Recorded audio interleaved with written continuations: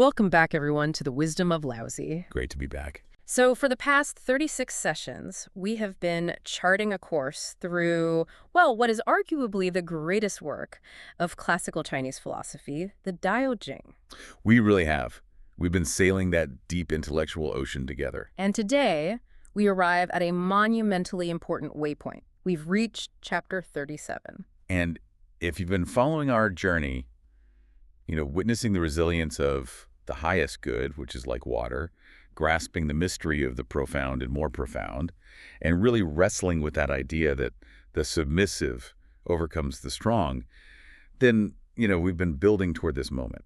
We really have. This is the moment of, I guess, ultimate practical application. Absolutely. We've reached the final chapter of the Tao Te Ching, which is the first half of the entire text. And, that means chapter 37 carries this crushing intellectual responsibility. It really does. If the first 36 chapters were all about defining the Tao, what's its nature, its cosmic power, its, let's say, abstract personality, right, then this chapter is forced to answer the two most important human questions. Which are? What is the so what, and what is the actionable now what? I see. So it's the bridge from theory to practice. It is the required philosophical bridge. It has to connect the infinite to the intimate. Think about it. One end of this bridge is rooted in the ultimate cosmic law, summed up in that foundational phrase of this chapter: the way never acts, yet nothing is left undone. A phrase we hear all the time. All the time. But the other end points directly to a practical political strategy and a required mental discipline for human lords and princes. It has to translate the infinite silent Tao into finite, effective, and crucially effortless political action. And because it assumes as this capstone, this definitive blueprint for action, it inevitably became a kind of intellectual magnet. Oh, absolutely. You described it as an intellectual battlefield, and it truly has been one. Okay, so walk us through that. Who was fighting on this battlefield? Well, just consider the sheer range of philosophical schools that have been compelled to address or interpret or even actively dismantle its concepts over the last 2 millennia. Okay. Let's take the early Western Han Dynasty. This is right after the chaos of the Qing collapse. The dominant school of thought at the court was Huanglai Taoism. And for them, chapter 37 was, what? Their playbook. It was their theoretical bedrock. They used it to justify their rest and recuperation policy. Ah, right, the famous reign of Wen and Jing, where the rulers consciously adopted this policy of light taxes, minimal state interference, basically the ultimate political application of Wu Wei. Exactly. They saw chapter 37 as the direct mandate to just step back, to allow society to spontaneously heal itself. Yeah, and it worked. It led directly to one of the most prosperous, longest-lasting golden ages in Chinese history. The results were undeniable. Okay, so that's one interpretation. What about later? Well, fast forward a few centuries to the Wei-Jin period. Now you have the Neo-Taoist philosophers, and they are far removed from the day-to-day concerns of imperial governance. Right, they're more interested in metaphysics. Exactly. Yeah. And they use this same chapter to expound their core metaphysical concept of non-being as the foundation for all existence. So the chapter served as this high-minded springboard for really abstract philosophical debate. So it shifts from a practical political handbook to a metaphysical treatise, just depending on the era. Precisely. And even the schools that stood in opposition to Lao Tzu, they couldn't ignore this summary chapter. You mean like the Confucians? Certainly. The Song and Ming Dynasty Neo-Confucians, for instance, devoted massive intellectual energy to confronting Lao Tzu's principles. They were forced to reevaluate and critique its concept of freedom from desire within their own very sophisticated framework. The one that tries to balance heavenly principle with the, I guess, inevitable reality of human desire. Exactly. They had to explain why the Taoist idea of simplicity was inadequate compared to the Confucian path of self-cultivation and social ritual. They had to engage with it. And it didn't stop there, right? The influence went beyond just native Chinese schools. Oh, absolutely. The resonance was deep. Even Buddhist thought, as it came into China, found this incredibly fertile ground here. How so? Well, they recognized a shared intellectual space between Lao Tzu's discussion of yijing, or stillness, and their own practice of governing the mind. And they saw the connection to the practical necessity of governing the state, the ideas of, non-contrivance and relinquishing attachment. These proved to be crucial points of philosophical integration. So it sounds like a dense fog of competing interpretations then, with pretty much every great thinker leaving their intellectual fingerprint in the margins of this one crucial chapter. That's a perfect way to put it, which is why our mission today is, well, it's a bit ambitious. So what's the plan? We have to lead you, the listener, through this historical fog. We'll do it by comparing these different interpretations, but we're going to arm ourselves with the most crucial evidence we have available. And that would be the archaeological discoveries. The textual variations revealed by the 20th century's greatest archaeological discoveries, the Mawangdui silk manuscripts, and the even older Guodian bamboo slips. Because they give us a foundational layer of context that, as I think we're about to see, changes the entire character of the philosophy. It absolutely does. So we're conducting a detailed layer-by-layer dissection of what we're calling the ultimate password to effortless governance. We're seeking not just its profound meaning, but its, I guess, its thunderous echo and direct application in our complex, hyperactive modern world. That's the goal. All right, so to begin this deep dive, we have to, as you say, play textual archaeologist. We do. Because the standard version of Chapter 37 that most modern readers are going to encounter is, and this is kind of shocking, radically different from the oldest available manuscripts that were unearthed in the 70s and 90s. It's a huge difference. We're dealing with, essentially, 3 different versions of Lao Tzu. This is where the intellectual hard hat comes on then. It really is. So let's start with the baseline, the standard version. This has been the dominant text for about the last 1,700 years, and it was largely annotated by the great Guodian philosopher Mawangdui. Okay, so let's read the Mawangdui standard text, specifically the part covering that crucial shift from transformation to correction. Go ahead. It reads, "The way never acts, yet nothing is left undone. Should lords and princes be able to hold fast to it, the myriad creatures will be transformed of their own accord. After they are transformed, should desire raise its head, I shall press it down with the weight of the nameless uncarved block. The nameless uncarved block is but freedom from desire, Wu Yu. And if I cease to desire and remain still, the empire will be at peace of its own accord." See, that version is incredibly powerful. It's elegant. It is. It feels very neat. It's a perfect logical loop. Chaos is rooted in desire, and the cure is to eliminate desire Wu, using this ultimate metaphysical tool, the uncarved block. Right. It gives the whole chapter an aesthetic, transcendent, almost spiritual quality. You can see why it would appeal to later thinkers who were seeking personal cultivation. Exactly. It creates this neat, linear philosophical sequence. But Then came the intellectual earthquakes. the 1973 Mawangdui silk manuscripts, and then the even older 1993 Guodian bamboo slips. And when scholars place these versions side by side, the monumental philosophical difference, it just leaps off the page. And where does it lie? Where is that huge difference? The divergence centers entirely on that critical fourth section, the antidote to chaos. This is the philosophical fork in the road that really defines which Lao Tzu you were reading. Okay, so lay them out for us. So the standard Mawangdui text claims the cure for rising desire is freedom from desire, Wu Yu. This demands a total internal annihilation of impulse. Which sounds incredibly difficult. Almost impossible. Yeah. Then you have the slightly older Mawangdui silk text. It says the cure is freedom from disgrace. Freedom from disgrace. That feels much more practical. It's a highly pragmatic, political, and psychological goal. It means avoiding public and private disaster that comes from overreaching ambition, from pride, from constant striving. And the oldest one, the Guodian text. And crucially, the oldest text we have, the Guodian bamboo text, says the goal is to know contentment. Zhi Zu, no contentment. Let me make sure I grasp the gravity of that. We're seeing a textual evolution here, from Zhi Zu, no contentment, to Bu, freedom from disgrace, and finally to this incredibly demanding metaphysical Wu Yu, freedom from desire. That's the progression. This isn't just a difference in a single character, is it? This is a radical shift in governing philosophy. It is perhaps the single most important textual clue we have about the original Lao Tzu's intent. Scholars like Liu Xiaogan and Chen Guiying, they really emphasize that the oldest text is Zhi Zu knowing when you have enough roots, Lao Tzu's firmly in practical political science and human psychology. So if a ruler adopts Zhi Zu knowing contentment, what does that actually look like in terms of daily policy, compared to a ruler who tries to adopt Wu Yu, no desire? Oh, the difference is immense. A ruler practicing Zhi Zu acknowledges that human desire exists. They accept that citizens and officials will pursue wealth and power. Their job isn't to stamp it out, but to set practical, sustainable limits. So they know when the tax rate is enough. When state interference is enough, and crucially, when a military campaign has achieved its goals and should just stop. Their entire focus is on effective management and satisfaction of desire, but within reasonable bounds. So Zhi Zu is a workable blueprint for governance. It's about setting boundaries for the whole system. Exactly. And the Mawangdui variant, freedom from disgrace, Mm. it just reinforces this political realism. Avoiding disgrace means avoiding catastrophic failure brought on by hubris. It's about being effective and, frankly, about surviving. Where's the standard version? By the time we arrive at the standard version, Wu Yu, no desire, the entire philosophy is pushed into this abstract ascetic realm. It's no longer about managing a system with millions of people.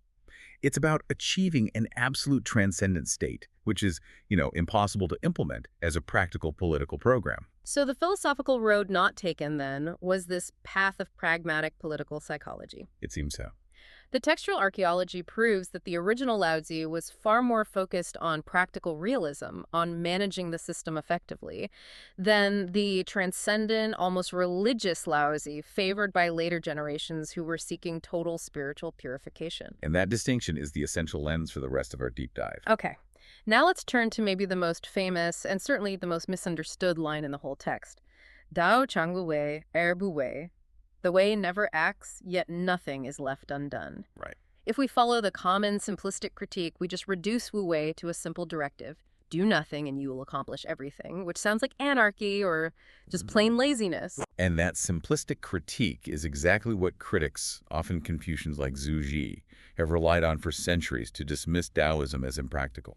But if we degrade this concept, if we flatten it out, we lose the profound sophistication of Lao Tzu. So to be clear, Wu Wei does not mean the absence of activity. Not at all. It is the opposition to a specific kind of activity. Okay, so what is the precise meaning of Wu Wei? It means acting in a non-coercive and a non-teleological way. Non-teleological meaning, not purpose-driven. Exactly. Not driven by a narrow subjective goal. The term way action, in this context, specifically refers to forced, contrived action, the kind that goes against the natural grain, that requires immense energy input, and that produces, short-lived, conflict-ridden results. Wu Wei negates that kind of action. I need to be convinced this isn't just academic hair-splitting. If it truly doesn't mean doing nothing, what is the solid, undeniable evidence from the Tao Te Ching itself that proves action is required? Okay, this is a great question. The scholar Liu Xiaogan has provided what I think is an ironclad textual refutation just by pointing to the specific practical actions the text itself endorses. Okay. So if Wu Wei meant sitting on one's hands, why does the Tao Te Ching repeatedly mention the sage engaging in activity? Right. First, there are practical mundane tasks. The text speaks of accomplishing the task, completing the work, and the sage, when the work is done, to retire. You can't complete a task by sitting still. Fair enough. Second, there is leadership. There's that line, to give life but not to possess, to act but not to claim, to lead but not to master. Giving life and leading millions requires sustained, skillful action. Okay, and the third point is the most decisive one, you said. It is. Lao Tzu addresses conflict and warfare directly. He says, through compassion, one can win in battle and be firm in defense. And also, a good warrior is not angry.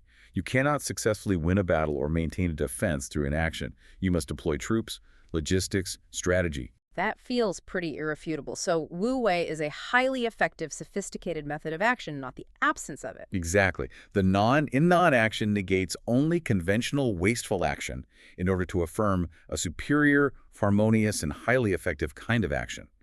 Wu Wei is the sophisticated method. Wu Wei, nothing is left undone, is the inevitable total result. And you mentioned it's the opposite of conspiracy. It's the polar opposite. Plotting or conspiracy is self-serving. It relies on coercion and secrecy. Lao Tzu's method is objective and for the common good. Okay, I need a way to visualize this. To visualize the Tao operating non-coercively. If the Tao is the supreme force, how does it achieve this totality of results without seeming to lift a finger? Do you have a modern systems analogy that can capture that silent foundational power? Yes, I think so. Let's use the analogy of a high-level operating system like a cosmic game engine. Okay, a game engine, I like that. The engine itself is fundamentally Wu Wei. It doesn't interfere with the subjective content of the game. It has no opinion on whether you build a violent shooter or a peaceful farming simulator. Right, it just provides the framework. It simply provides the foundational, non-negotiable rules. Physics, gravity, energy laws, collision detection, and time. And because it doesn't force content, it doesn't interfere with the subjective user experience, it achieves Wu Wei. Exactly. It facilitates a million developers creating infinite, diverse worlds and systems. It enables everything by forcing nothing. What about a natural metaphor? Think of gravity. Gravity does nothing in the sense that it's impersonal and non-teleological. It doesn't want the tide to rise or the Earth to orbit. It has no subjective will. And yet, And yet the entire cosmos, the movement of the tides, the formation and structure of stars, nothing is left undone. Everything is an expression of its silent, objective, universal, and utterly non-contrived power. this helps resolve the paradox then. The Tao achieves totality by operating at the foundational objective level, not at the superficial subjective level of intervention. And to frame this philosophically, we can use the precision tools of transcendence and immanence, which the scholar Fu Pirong introduced. Wu Wei, or non-action, comes from the Tao's transcendence. It is beyond all personal will. It's purposeless, non-interfering, and still. It stands outside of our human subjectivity. And the result, Wu Bu Wei. Wu Bu Wei, or nothing left undone, comes from the Tao's immanence.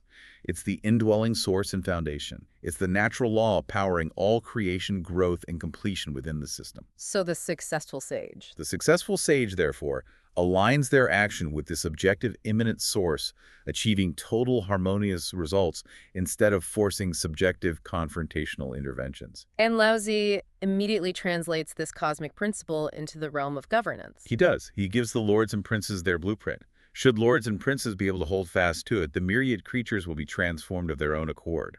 That phrase, transformed of their own accord, Zhi Hua, that is the core mechanism for effortless politics. But it sounds dangerously close to anarchy. How does Lao Tzu prevent Zhi Hua, self-transformation, from turning into Zilan, self-chaos? That is the ultimate question, isn't it? And the key is that Zhi Hua is not mere passivity. It is spontaneous crystallization. Order emerges only when the conditions are perfect and interference stops. The ruler's job is simply to create that condition. Okay, so let's use an analogy, the fish farming one you mentioned earlier. Let's deepen it. The active ruler, the one following Yu Wei, is like a paranoid farmer who is constantly stirring the water. They're trying to force the fish to grow faster, swim in organized patterns, produce more. And that action just creates chaos. Right. The water becomes muddy, the fish gets stressed, the ecosystem breaks down, and the outcome is poor. But the Wu Wei ruler, the Taoist steward, recognizes that the fish already possess the internal law for health and for growth. Absolutely. The Wu Wei ruler stops the stirring. They focus only on the foundational environment, the water quality. What does that mean in political terms? It means ensuring fair laws, a secure environment, minimizing taxes, and maximizing personal freedom. They trust the system's capacity for self-repair, and they step back, allowing the fish to become healthy and orderly on their own. The system self-transforms, Ziwa. This concept really highlights the fundamental difference between Taoism and its competitors, as scholars like Lafargue point out. Indeed, it is Taoism's rebuttal to all other schools of thought on how to achieve lasting social order. So, the Confucians. The Confucians believed order must be taught through rigid ritual, morality, and example. They called it transformation by teaching. And the legalists were the opposite. The legalists believed order must be enforced through strict, universal, and coercive laws, transformation by law. But the Taoists. The Taoists believe that true, sustainable, and effortless order must emerge spontaneously from the voluntary, creative, and self-regulating actions of the system's members. It trusts the internal potential more than any external force or lesson. That trust is the distinguishing factor. It suggests that government should be a framework, not a puppet master. Let's use the city planning analogy again. The planner doesn't mandate activity. She doesn't decree that a certain street corner must have a bakery and the next a tailor shop. That would be active interference, right? Of course. Instead, she provides flawless, non-interfering infrastructure, excellent roads, reliable power grids, clear property rights, and low barriers to entry. And then she steps back. She trusts citizen creativity. And the vibrant, profitable, and diverse city then spontaneously organizes itself. It self-transforms around that passive foundational support. Right. So Zihua means that, paradoxically, maximal freedom results in maximal order, provided the foundational framework is simple and fair. This effortless governance, where society transforms of its own accord, it sounds like a utopia. But Lao Tzu is not a naive utopian, is he? Not at all. He's a political realist who anticipates the inevitable problem that arises from success. Which he states directly. After they are transformed, should desire raise its head. Exactly. Prosperity inevitably leads to agitation and excessive desire. This is the ancient version of the problem we call affluence anxiety or the hedonic treadmill. That's a great way to put it. Once the basic needs are met, once the society is transformed, and materially secure human agitation for prestige, for luxury, for power, it inevitably arises. And this agitation is the threat to spontaneous order. And the very nature of this rising desire became a flashpoint for centuries of commentary, right? Was this desire a moral sin, a natural function, or something else entirely? We can trace three distinct historical interpretations of it. First, the early commentator He Xiangong. He saw desire as purely moral corruption. He called it artifice and falsehood. For him, it was a deviation from the natural state. Simple enough, but then Wang Bi came along. Centuries later, Wang Bi offered a stunning reframing. He argued that desire here simply means the natural creative impulse of all things to desire to be complete. For Wang Bi, this impulse is necessary, and it's part of the Tao's fundamental creativity. It's not a sin. Okay, but if it's natural, why must the ruler intervene to press it down? That's where the tension lies. And that's where the analysis of the scholar Fu Perong becomes so crucial. He notes that the desire Lao Tzu warns against isn't animalistic desire for survival or even that natural creativity. This is a uniquely human desire that exceeds natural bounds. The infinite, unquenchable pursuit of fame, status, and wealth. The kind of desire that only civilized society, through its creation of artificial scarcity and a hierarchy, can even enable. Su Che, another great commentator, he called this the inevitable cost of civilization. As the child grows, artifice arises daily. So the rising desire isn't the desire for food or shelter, but the desire for the 23rd gold statue or the infinite expansion of your territory. It is the ambition that threatens the stability of the entire system. Exactly. And when this unbounded desire raises its head, the ruler must press it down. Jen? So how does the Taoist ruler who is committed to non-action execute this Zhen without resorting to the legalist methods of force and execution? Right, because the verb zhen sounds fundamentally active, to suppress, to pacify. It does. And it is active, but the Taoist definition is key. Wang Bi and Su Che, they interpreted zhen not as an action of suppression against the people, but as the ruler's own state of being and self-correction. Okay, explain that. The ruler presses down by first controlling his own impulse to meddle or to participate in the desire-driven chaos. By returning to the ultimate stillness of the Tao, he provides a stable anchor for the entire world. So he acts as the sea-calming needle? He doesn't fight the waves of desire. He's the one anchor point that is not swept away by the storm of ambition, and his stability naturally radiates out, stabilizing the entire system. And the oldest text, the Guodian slips, confirms this restorative, non-coercive nature. In that context, zhen means to correct or to soothe. It is a cooling, restorative course correction, not a violent suppression. And the tool for this course correction Is the nameless, uncarved block. the PA, the ultimate Taoist antidote. Simplicity, the original undifferentiated state of existence before we started applying human value judgments to everything. That's it. I understand that the block represents simplicity, but can we elaborate on the specific linguistic and cognitive logic behind why simplicity cures desire? This is one of the most sophisticated parts of the philosophy. It's often described using what we can call the cognitive factory model. A cognitive factory. Okay. The Taoists trace desire back to its origins in language and perception. So the raw material is the universe, which is originally the uncarved block, Piang. It's pure, infinite potential, totally simple and undifferentiated. And then we start processing it. Processing begins when civilization carves this block with names. Mean. These are the labels we apply to categorize, to value, and to create hierarchies. Names like rich versus poor, high status versus low status, beautiful versus ugly. Precisely. And the product of this carving is distinctions.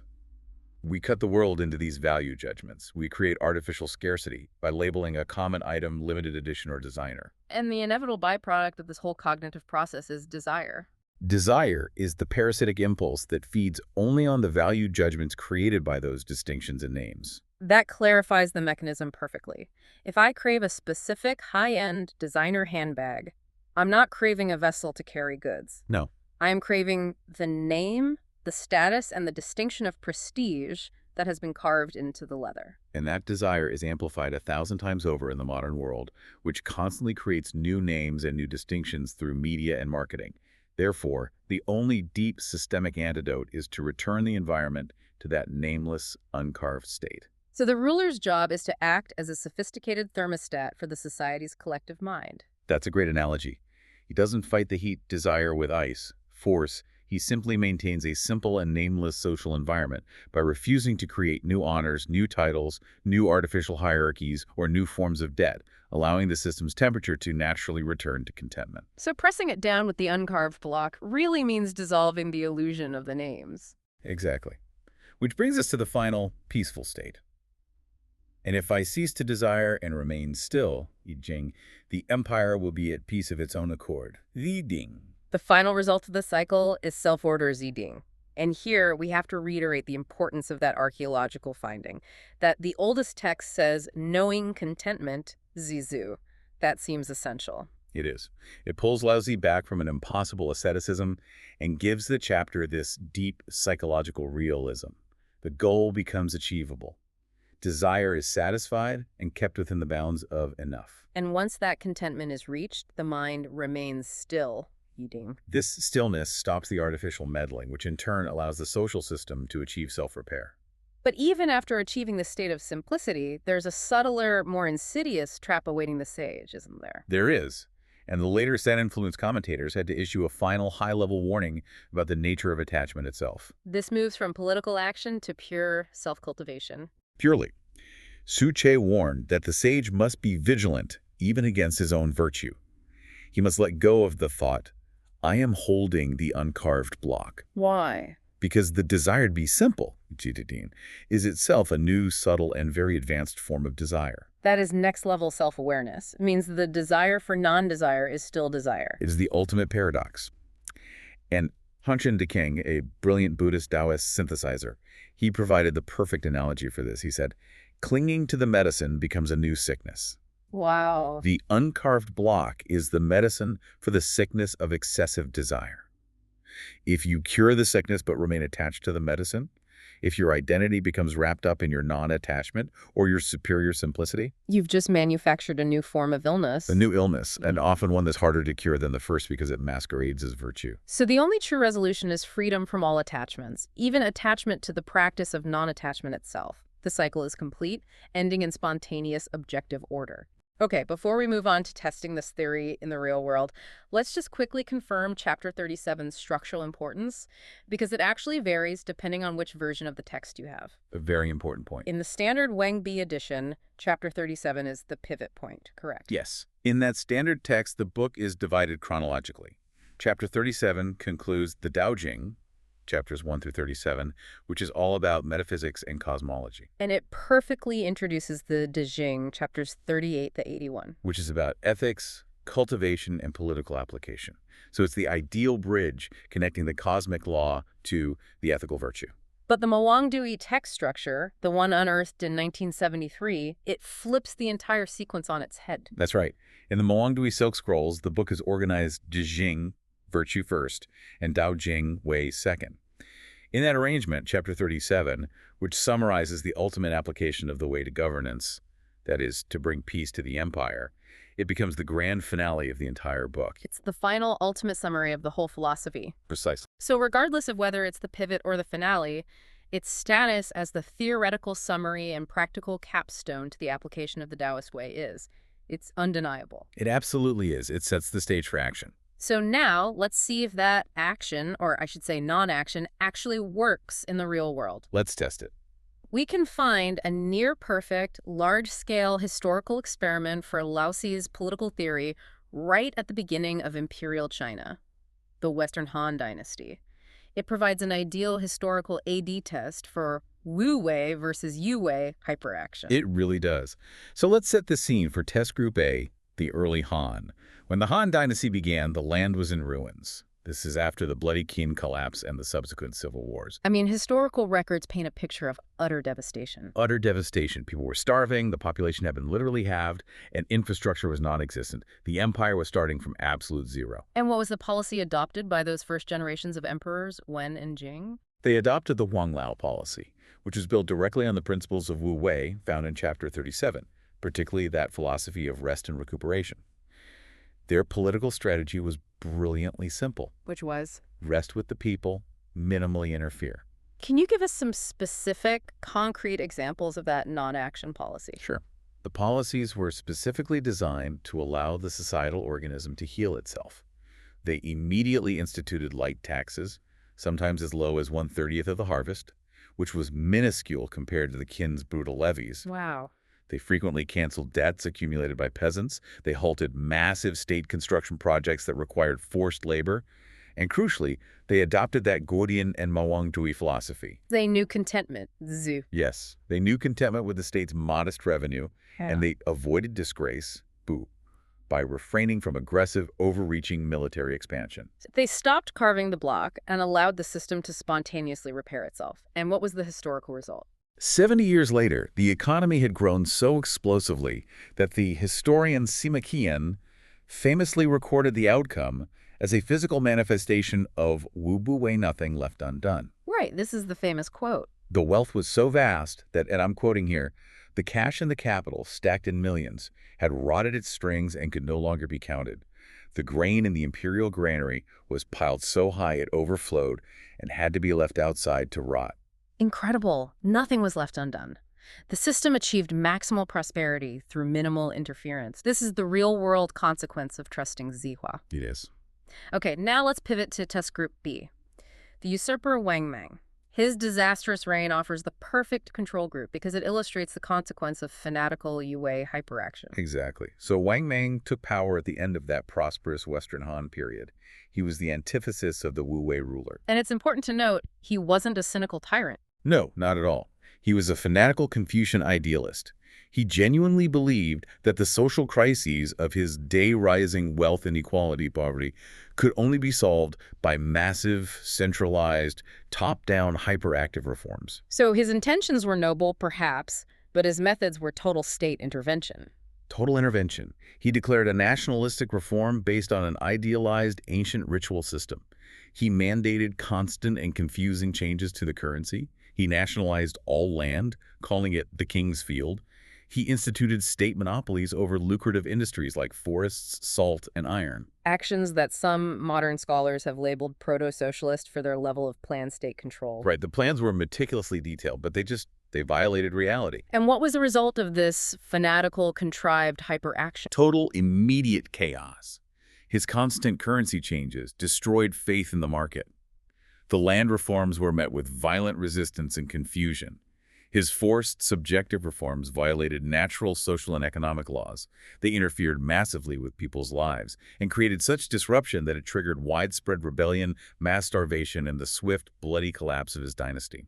It is the perfect large-scale proof of Lao Tzu's central warning. That contrived action going against the natural grain leads to conflict and systemic failure. It's the perfect map versus territory analogy, isn't it? Wang Mang was holding a flawless theoretical map, this idealized Confucian ritual system, but he ignored the messy, unpredictable reality of the territory itself. And Lao Tzu demands stewardship of the territory, not slavish adherence to the map. But while history seems to support the practical efficacy of Wu Wei, the philosophy itself, precisely because it deals with transcendence and subtlety, is ripe for misinterpretation, and it even contains some internal contradictions that later thinkers were quick to identify. It absolutely does. So let's start with the theoretical dagger to the heart of Taoist idealism, Wang Fuzi's materialist paradox. Okay. Wang Fuzi, a major philosopher from the late Ming-Yearly Qing period, he identified a devastating logical problem with the central tool of Chapter 37. The uncarved block. Exactly. Lao Tzu tells the ruler to use the uncarved block to quiet desire. The P represents infinite, undifferentiated, unutilized potential. Wang Fuzi argued that the very moment you use this infinite potential for a specific, finite, goal-like quieting desire or bringing peace to the empire, your action has, by definition, carved it. So by the very act of utilizing the P, you turn that infinite potential into a mere finite tool, and you thus violate its very nature. The cure negates the means. It's a profound, self-negating paradox. If the ruler actively uses simplicity, they are no longer simple. They are actively imposing simplicity. Which forces us to realize that the philosophy operates in a realm beyond simple mechanical application. Right. The Taoist sage is ultimately tasked with performing an internal spiritual maneuver, letting go of the intention to use the block in order to overcome this materialist contradiction. It emphasizes that the state of P&A must be returned to, not used as a tool. That makes the Taoist path not just a political strategy, but a spiritual discipline so demanding it requires transcending the contradiction itself. It does. And this complexity brings us to another critical modern misinterpretation. equating Laozi's Zihua, self-transformation, with free market economics, particularly Hayek's idea of spontaneous order. This is a common and I think profound category error. There are superficial similarities, of course. Both reject centralized planning and they value decentralized systems. But their moral and psychological foundations are philosophical opposites. So break that down. Hayek's spontaneous order is? Hayek's spontaneous order is a roaring furnace. It is fueled by the infinite, unrestrained desires and self-interest of human beings. Competition and ambition are necessary inputs. The system works precisely because individuals are constantly striving. And Laozi's self-transformation is a tranquil, deep lake. That's a perfect image for it. Yeah. The lake's clarity and its spontaneous order are preconditioned on desire being cooled down and stilled. The system stabilizes because people know contentment. Zhi Zu. So Hayekian order harnesses ambition, while Taoist order transcends it. Exactly. In one system, information dispersal leads to efficiency. In the other, impulse control leads to peace. They are not the same, and equating them dangerously ignores the Taoist moral imperative for simplification and stillness. Okay, finally, let's address the modern vulgarization, using Wu Wei in management to achieve hyperactive goals. This reduces the philosophy to a self-serving tool, and it completely empties it of its core non-teleological spirit.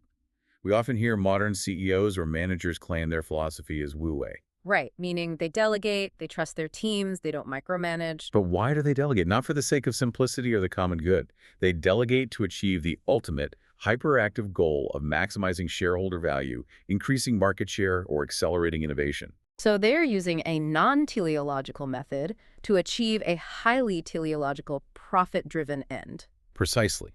And you see this often in corporate practices like agile management, where the illusion of decentralized control is meant to extract maximum productivity and eliminate friction, but the ultimate goal remains the hyperactive accumulation of wealth. It reduces Laozi's profound anti-contrivance wisdom to just another tool in the Wu Wei toolbox. It's an ironic perversion of the very spirit of non-contending. Ultimately, the political philosophy of Taoism always seems to return to the inner world. As He Shenggong, that early commentator, reminded us, I in the text means the self. To govern the state, you must first govern the mind. The world's chaos is the mind's chaos. It is. If we as individuals want our own empire, our personal life, our family, our career, to be at peace of its own accord, ziding, we have to achieve that internal stillness first. So how do we practice Wu Wei or Wu Wei today amidst the unrelenting noise and demands of the 21st century? We have to practice selective non-action. The contemporary Chinese scholar Yu Kikuyu offers a brilliant secular strategy for this. He recognized that modern life is defined by hyperactive demands that constantly carve the paean of our focus. So he practices rigorous non-action Wu Wei against these demands. That's right.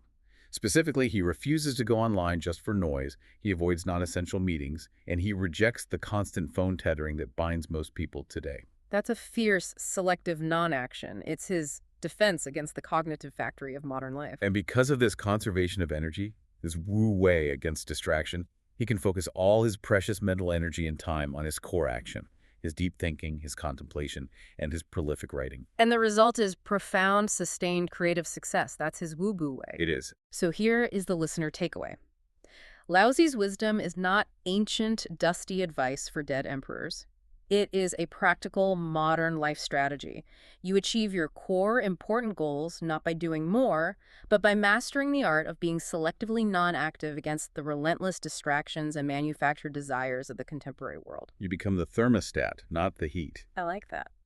Friends, Chapter 37 is the capstone that defines the entire philosophy's practical application. It proves that Wu Wei, non-action, is far from being a passive philosophy. It is an active, a brilliant, and a sophisticated art of steering a genuine systems theory. It teaches us that the most total achievement, Wu Wei, comes from aligning with the objective internal laws of a system, Wu Wei. Yeah. And it assures us that stable, spontaneous order, Ziding, only emerges when we trust and unleash the system's capacity for self-repair, Zihua. And we live in a world where technology and social media are explicitly designed to maximize and monetize your desire. They're constantly inventing new names and new distinctions to carve up the simple paean of reality. They demand constant, compelled hyperaction from you. In this environment of amplified desire, overwhelming technology, and endless pressure for intervention, this ancient wisdom holds an eternal value. It really does offer a blueprint for sanity and effectiveness. So we leave you with this final provocative thought.